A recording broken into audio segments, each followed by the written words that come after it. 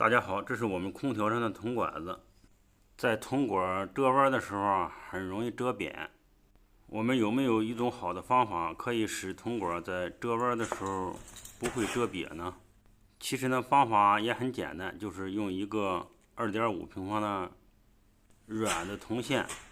然后呢，把这个铜线呀缠绕到将要折弯的这个铜管的位置，我们一遭一遭的把它缠紧。像一个弹簧一样，把它一圈挨一圈的把它缠上。我们缠上这些电线呀，就可以对铜管折弯的时候起到一个保护的作用。如果这样的话，在对铜管进行折弯操作的时候啊，就会很容易的把它呀弯到想要的一个角度，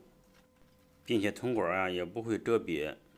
使制冷剂在流动的过程中不会受到阻碍。当然，在网上呀有许多卖这个铜管折弯弹簧的，就是把这些弹簧呀插到铜管内部，也可以呀有效的防止铜管在折弯的过程中管子被折瘪。很简单的一个工具啊，可以降低很大的一个风险。